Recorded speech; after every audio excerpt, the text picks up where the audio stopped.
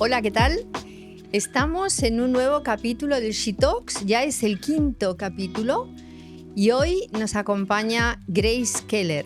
Hola Grace, ¿cómo estás? Hola Marta, feliz de estar aquí. Un Qué día bueno. fenomenal.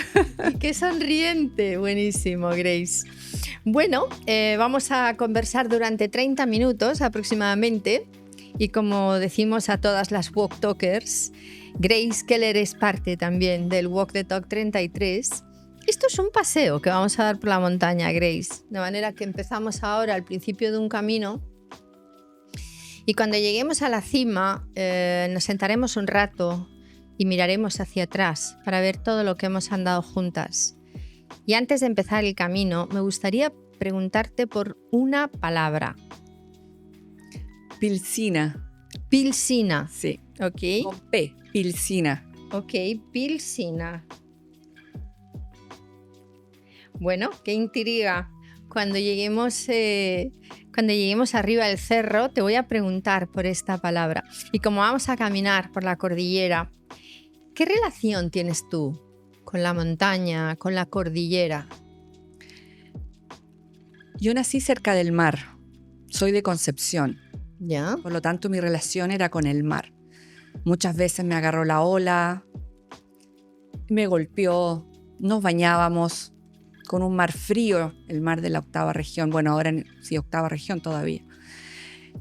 Y la montaña estaba ahí, a 2 horas y media.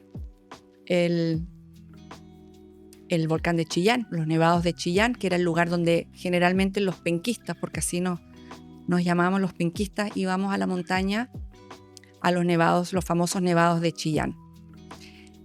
Y mi relación con la montaña fue siempre espectacular en el sentido que las encuentro maravillosas y las respeto mucho, al igual que respeto el mar. Aprendí a respetar el mar, aprendí a respetar la montaña. Y la vida me ha llevado a vivir en lugares cerca de la montaña. Viví en Alemania, cerca de la montaña, en Italia también, cerca de la montaña, en el Piemonte. Y ahora aquí en Santiago vivo también a sobre 1000 metros en la montaña. Cerca de la montaña. Entonces la montaña me llama. Y próximamente quizás en España voy a tener un espacio a 1000 metros también, que es montaña. Que es montaña. Así que la montaña siento que me raptó de alguna manera. Buenísimo. Y me encanta. ¿Te gusta la montaña? Me gusta. Muy bien. Pues mientras vamos paseando por la montaña, Grace, lo que queremos es que las personas que nos escuchan, principalmente las mujeres que pertenecen al mundo de la energía, te conozcan un poco más. Conozcan un poco más a esta Walk Talker que es periodista de carrera y que siempre ha estado cerca del ejercicio de la profesión orientado a la prensa internacional. Cuando tú nos dices que has vivido en Alemania, en Chile, has vivido en Alemania, en Chile, en Colombia, Venezuela. en Venezuela. ¿Quién es esta Grace que ejerciendo la profesión de periodista ha ejercido en tantos países del mundo? Me declaro viajera de la vida. Por alguna razón, después de un tiempo me tengo que mover. Yo creo que será mi alma de gitana. Ah, mira. Puede ser. Con estos test de ADN hoy en día me apareció de todo. Me encanta. Tengo del Mediterráneo, tengo del norte europeo, tengo del mapuche, tengo todas las mezclas. Y me encanta eso porque creo que el ser humano no existe un español, un alemán, un chileno, no, somos mezclados. Y así como a los niños los vacunan, cuando nacen deberíamos hacerles a todos un test de ADN para que nos demos cuenta que esta humanidad es mezclada y eso es lo lindo. Qué lindo. Y yo creo que tengo un gen, el gen migrante del suizo loco que llegó aquí a Chile, o por el lado de mi madre de Andalucía, que un bisabuelo también llegó por acá, más también los aborígenes de Chile, que también se conquistaron unos a otros. Esa mezcla es maravillosa. Y yo siento por experiencia que mi vida es un baúl. Yo cada vez que me he movido de Chile, yo cojo ese baúl. Y eso es lo más importante. No es importante la ropa, los platos, los muebles que puedas tener, no, es ese baúl.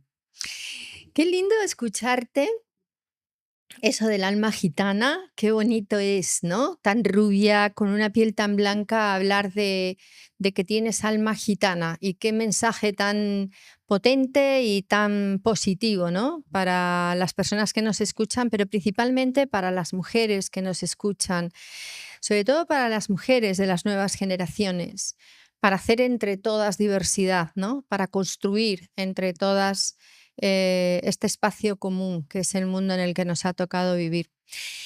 Y desde esa Grace multicultural que ha conocido en diferentes etapas de su vida países tan dispares, tan variopintos, ¿en qué momento aparece la energía en el ejercicio de tu profesión como periodista? ¿En qué año? ¿Cuándo fue?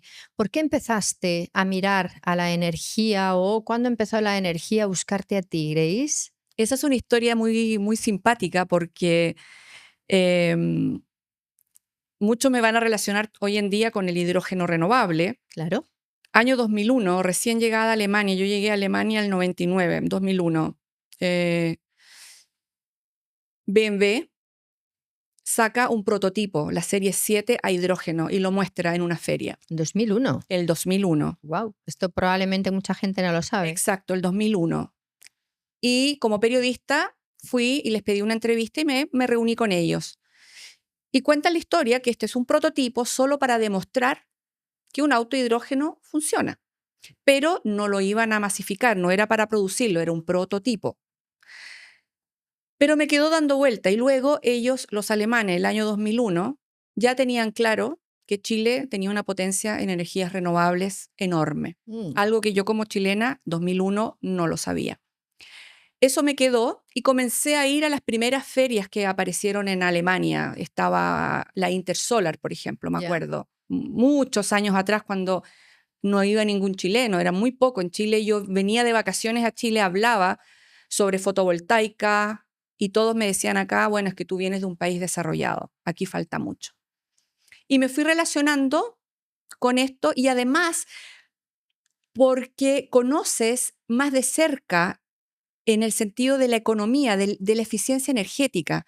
En Alemania aprendí a ahorrar tu energía, o sea, a moverte en conciencia, a usar la electricidad, porque es cara, porque eso cuesta. Y no solo lo que te cuesta del bolsillo, sino también lo que te cuesta producirla. 2012 regreso a Chile por razones familiares y llego acá en plena discusión con la gran confrontación que había en aquel entonces entre las termoeléctricas y las energías renovables. Y esa discusión fue fenomenal. Me apasioné y me metí. Inmediatamente aterrizo y ya estábamos en las discusiones. Así llegué a hacer un diplomado en el mercado eléctrico chileno para entender cómo funciona. Todo cambia. Confieso que uno entiende, crees entender, pero luego vuelves a no entender para volver a entender y luego no entender. Pero Me así es la gusta vida mucho y eso. eso es la vida.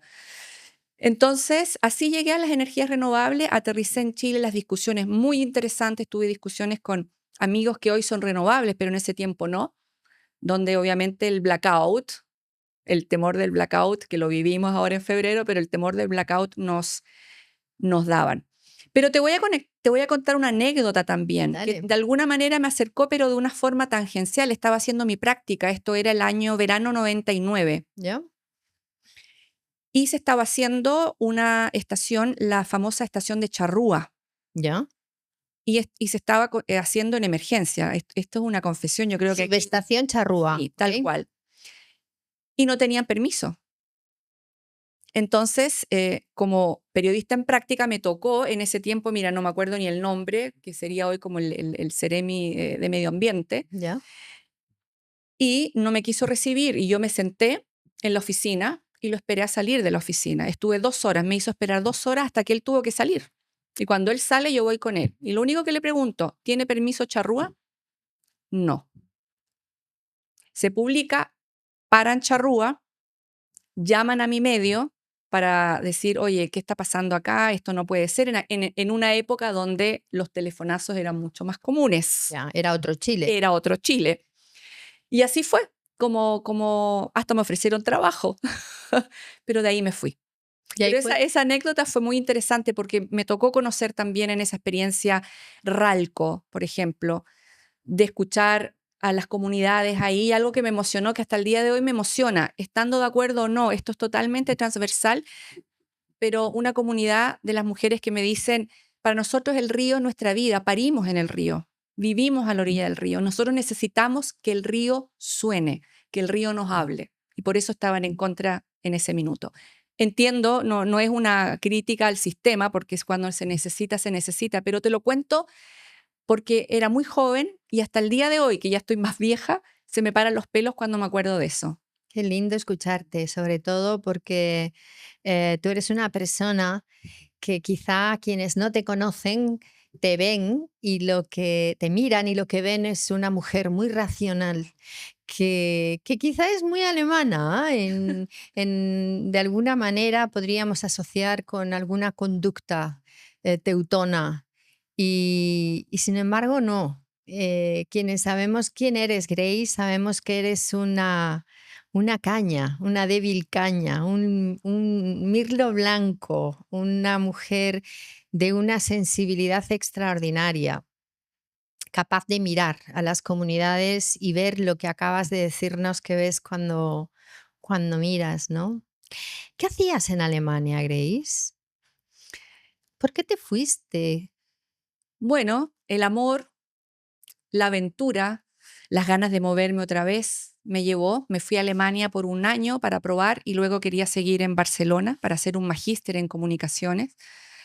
Pero la vida me llevó a ser madre y a crear raíces en Alemania.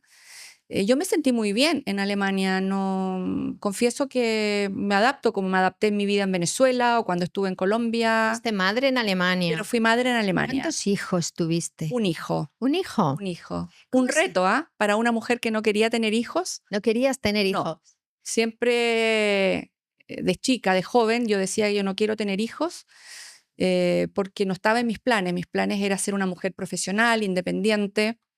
Tampoco quería casarme. Y bueno, llega a Alemania, llega la edad, un poco probemos y por cosas de la vida probamos con ayuda médica también porque tenía mis problemas de producto de la vida, de nuevo, Ya. porque la vida es así. Y, y lo lindo acá que yo, 3 años antes de ser madre, yo empecé a escribir un cuaderno y empecé a llamar a mi hijo, porque yo dije, ok, si yo voy a ser madre, yo quiero que sea así, así, así, en el sentido de llamarlo, llamar a ese ser, a esa luz, a esa energía, que esté donde esté, tenía que venir y salir de mí a este mundo, porque si existía y estaba predestinado, iba a nacer. Y lo llamaste y llegó. Y lo llamé y llegó.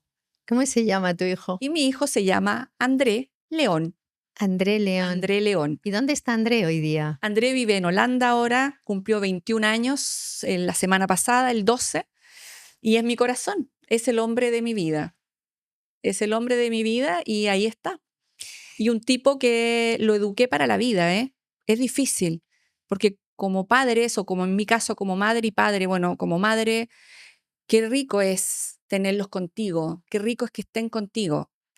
Pero en su minuto y por mi experiencia en Alemania, yo dije, no, este niño tiene que ir para el mundo, porque nuestra labor es educar seres humanos para el mundo, no para ti. Qué lindo escucharte. Si echamos atrás la mirada, Grace, y hablamos de Alemania, donde te casaste y nació André. Pero antes de Alemania vivías en Chile y antes de vivir en Chile vivías en Venezuela, en Colombia. Y después de todo este periplo que regresas a Chile, que tu contacto con la energía probablemente podríamos situarlo en ese encuentro con la subestación charrúa, ¿quién lo diría, no? Y tiempo después acabas perteneciendo a una importantísima publicación del sector energético y hoy eres fundadora de una revista digital que se llama H2 News.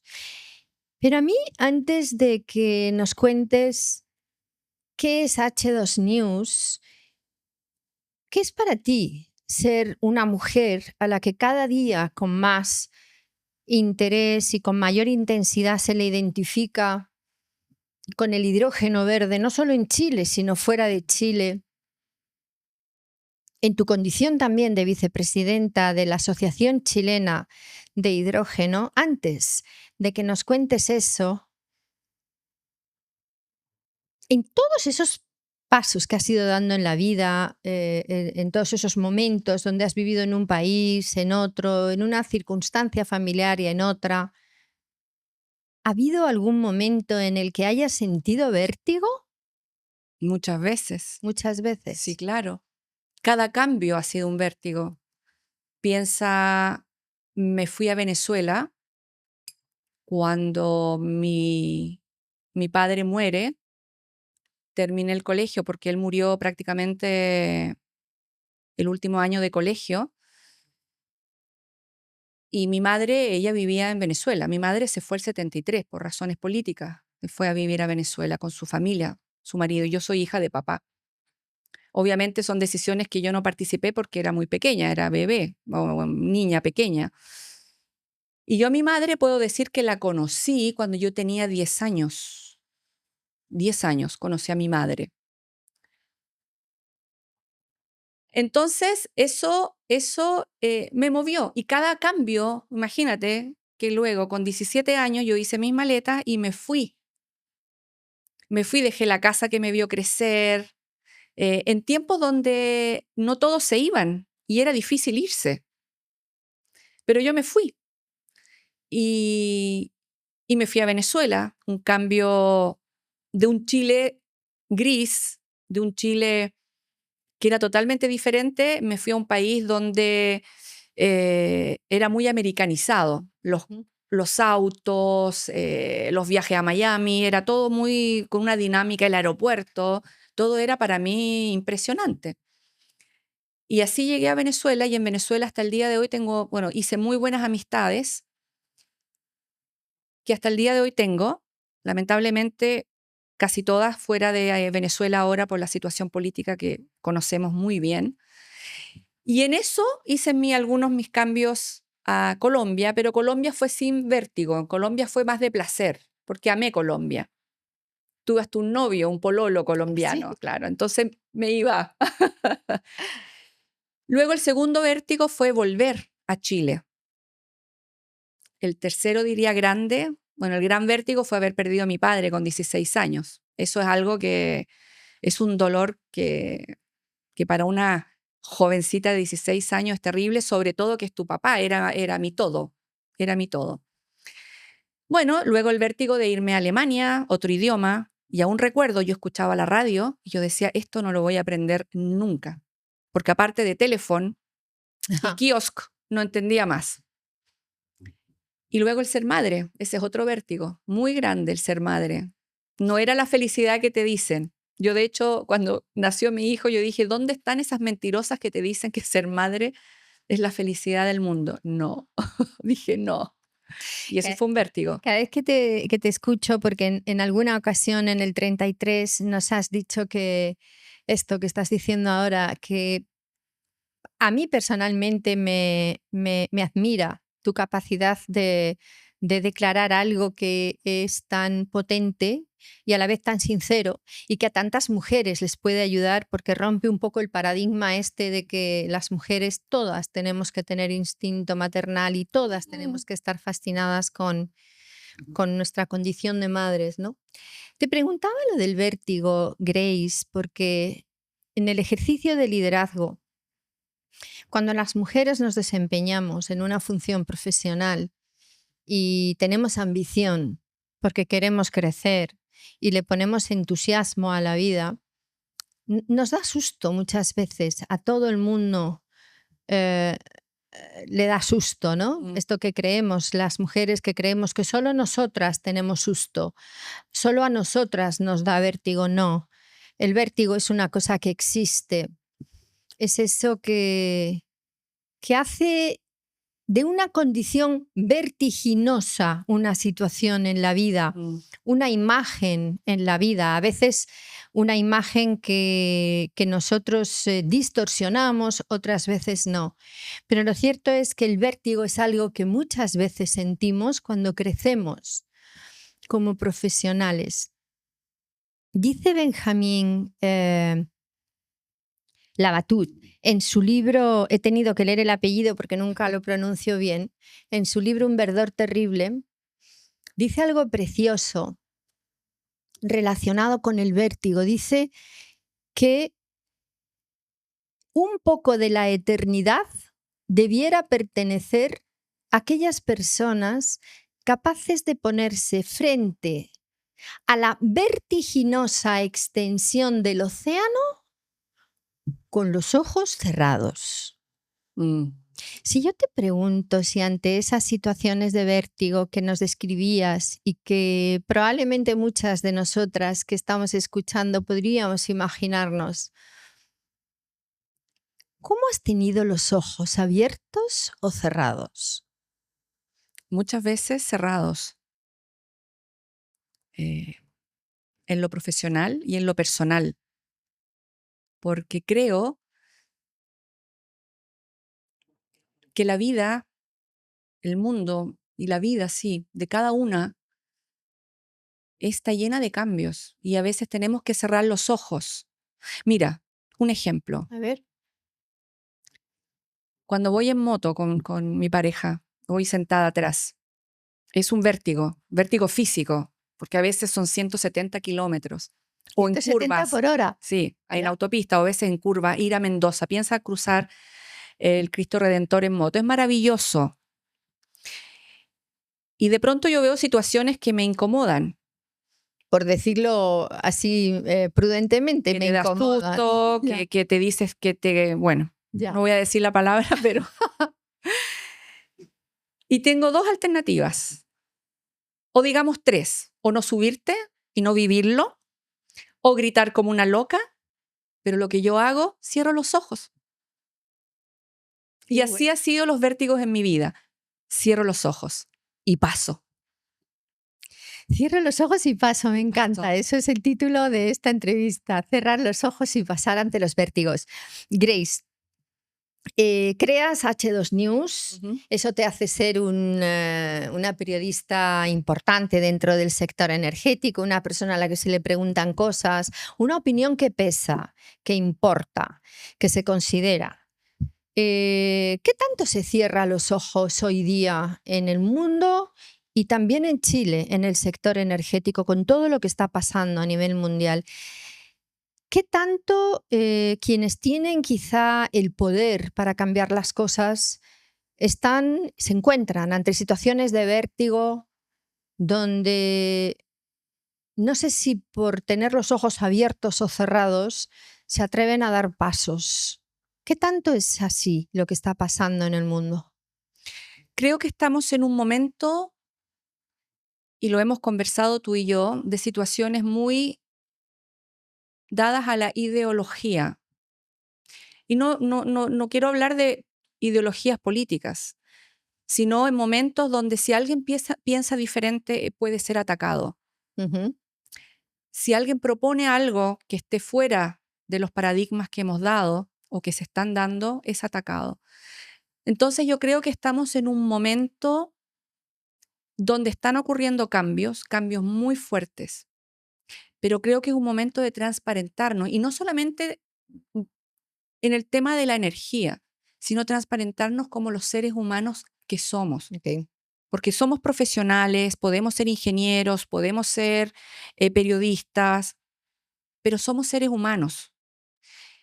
Y resulta que nosotros no estamos transparentando algo que es una base, que creo que es nuestro estilo de vida, obviamente es poco sustentable. Y no podemos avanzar como con principios religiosos dogmáticos de una idea. Todo, y esto lo hablo también como directora de H2 News, todo lo que hagamos va a ejercer un cambio y va a haber un pic de emisiones para luego llegar a algún plató que nos permita seguir. Entonces yo creo que en este minuto estamos llenos de... No creo en los expertos. De hecho, yo ni siquiera me considero una experta. Yo pienso en especialistas, que puede haber una especialización, pero los expertos para mí dejé de creer en ellos, porque tenemos que tener la capacidad de decir, ¿sabes qué? Es lo que te dije antes. Sé, mañana no sé. Y pasado lo vuelvo a saber y el siguiente lo vuelvo a olvidar y luego lo vuelvo a aprender. Qué bueno. Porque lo que nosotros aprendimos hoy no vale para a lo mejor el año que viene. En ejercicio de liderazgo, esto que me cuentas, se me aparece el desaprender, ¿no? Aprender es importantísimo, pero muchísimo más difícil es desaprender, ¿no? Y acá traer un poco como distinción de liderazgo la historia de la vida, que siempre la traemos a esta mesa, la tremenda influencia que tiene la vida que hemos estado viviendo en las acciones que llevamos adelante, en la forma de pensar, en la forma de mirar. Grace, en la Asociación de Hidrógeno, en tu condición de vicepresidenta, porque en la asociación yo creo que llevas bastantes años. Sí. El año pasado fuiste nombrada en el 24, creo que septiembre, octubre del 24, vicepresidenta de la asociación. Y me gustaría que además esto lo conversáramos para, como siempre, dedicárselo a las mujeres que nos escuchan del sector, a las mujeres de las generaciones jóvenes. ¿Cómo se logra ejercer liderazgo en una asociación como esa? ¿Cómo se logra abrir conversaciones que a veces no son fáciles? ¿Cómo se logra movilizar, ¿no? En el fondo, ejercer liderazgo es movilizar. ¿Qué esta líder Grace Keller al frente de prácticamente esa asociación y siempre enredada en las cuestiones del hidrógeno que genera muchas veces tanta controversia? ¿Qué herramientas te sirven a ti para movilizar y sacar adelante el propósito de esa asociación? Conversar, escuchar, entender y muchas veces salirte, como volar por encima, mirar y luego dar a veces un impulso o una idea diferente. Como subirte a un balcón y mirar desde Desde arriba. Okay. Yo siempre a veces digo la big picture, como dicen los gringos, pero eso, salirte, es como desdoblarte del cuerpo y poder decir, y luego volver. Y mucha capacidad de analizar también, de reposar. A eso voy, más que analizar, reposar. Que tú a veces te sientes un domingo que lo hago y analice, mira, conversé con Marta, conversé con Ato, conversé con Carola, con Claudia, y poder como aterrizar las cosas y generar visiones nuevas, visiones diferentes, propuestas y sobre todo buscar la solución y no quedarte en el problema y no lamentarte ni dramatizar, sino que buscar una solución. O sea, como que el propósito es encontrar una solución. Encontrar caminos. Y el camino es, podríamos decir, lo que nos estás tratando de decir es como que desde el sosiego se encuentran espacios nuevos. El sosiego, la paz, esas emociones que habitamos con muchísima frecuencia, que a veces nos cuesta identificar y que cuando descubrimos que existen y que podemos gestionarlas, nos llevan a mejores lugares. El otro día... y aceptar los retos, aceptar esos retos.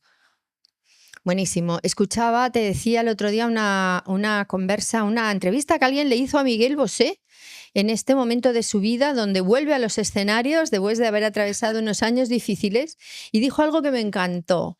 Dijo, yo antes siempre presumía en las entrevistas cuando me preguntaban que dónde estaba tranquilo, él contó que siempre decía, y además se vanagloriaba de decir, que él se encontraba muy tranquilo en dos lugares. Uno en la cocina de su casa, como hijo de buena italiana, cocina fantástico, y el otro lugar era el escenario. Dice, y a mí me enseñaron toda la vida a trabajar. Me enseñaron toda la vida a ser un trabajador incansable, una persona que tenía que poner al servicio de el público mis talentos, pero nadie me enseñó a gestionar las emociones y me impresionó porque él contó que hoy día si ha vuelto a los escenarios y ha vuelto desde otros lugares y estamos escuchando a un Miguel Bosé que yo al menos no conocía y yo creo que él mismo se ha encontrado de una manera nueva. Quizá es porque entendió que, como decía Humberto Maturana, no somos seres racionales, somos seres emocionales con capacidad de razonar.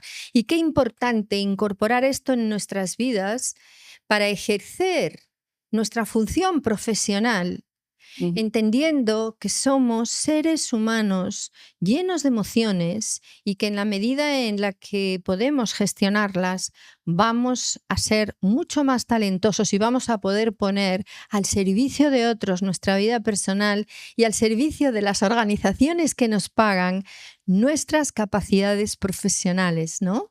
Humberto Maturana, un grande. Tuve el honor de conocerlo, de estar ¿Sí? en 2 charlas con él, muy cercano, o sea, con él, y amé cuando él hablaba de las emociones en un tiempo donde las emociones se tendían a ocultar, Claro. donde había que ser pragmático, y él hablaba de algo como eso. Y nunca voy a olvidar, él cuando en su charla dice, las manos. Y él, si te duele algo, tú tocas con la mano. Cuídate. Si tu corazón te tocas con la mano, a tus hijos los tocas con tus manos. Y la vida es eso, y tenemos que ir tocándola con nuestras manos. Qué lindo, y cuidándonos y cuidar. En el Exacto. Walk the Talk, y muchísimo, en el Walk the Talk 33, em, enseñamos a ejercer liderazgo, claro que sí. Acompañamos a cada vez más mujeres, creo que somos 600 ya, las mujeres que pertenecemos a esta comunidad. Y especialmente lo que hacemos es cuidar a las mujeres que se acercan a nuestros programas y principalmente cuidar a las mujeres que pertenecen al Walk the Talk 33.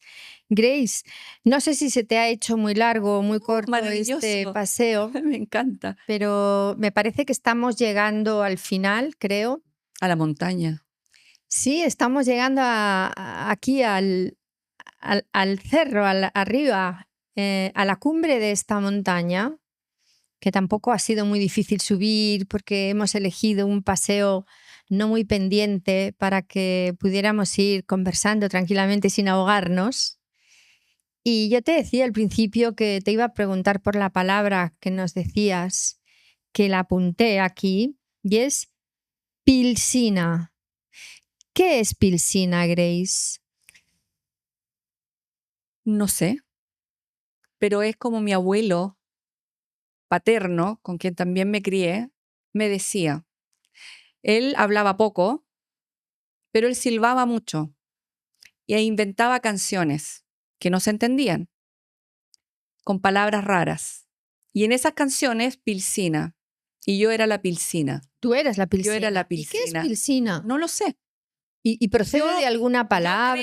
Yo creo que pienso porque su padre era suizo, hablaba suizo-alemán, suizo, o sea, de la parte alemana, y pilsina, yo creo que es como un diminutivo de pilsen, que Pilsen. pilsen es un honguito, es algo que del bosque, y quizás él puso pilsina como castellanizando y dándole el chiquitito chileno. Es lo único que me explico porque él nunca me lo explicó. También con 17 años lo perdí y él siempre lo acompañaba al campo y él silbaba, no hablaba mucho, pero silbaba. De hecho, le decía tata y chao tata y él decía buenas noches. Hola tata, buenos días. ¿Así? Pero cuando cantaba era la pilsina. Eras la pilsina. Sí. Bueno, pilsina. Gracias por haber estado en este espacio, Grace. Gracias por invitarme, porque de verdad es lindo compartir. Y No, compartir con tantas mujeres. es lindo tenerte en el Walk the Talk 33. Así vamos a ir conversando con tus compañeras. Espero que haya sido una charla agradable. Para mí ha sido súper bonito conversar contigo. Aquí has contado cosas que yo no sabía, Grace.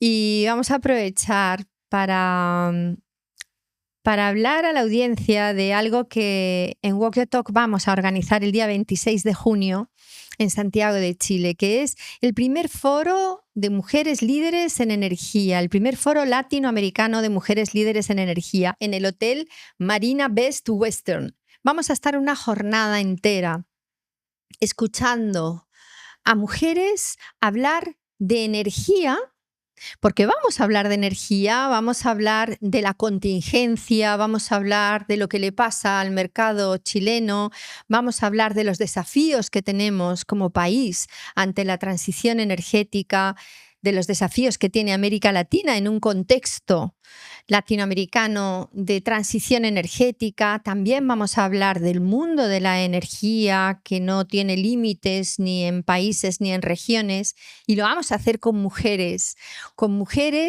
que son importantísimas dentro del sector, que se desempeñan en posiciones muy importantes, tanto en gremios como en organizaciones públicas, como en empresas privadas.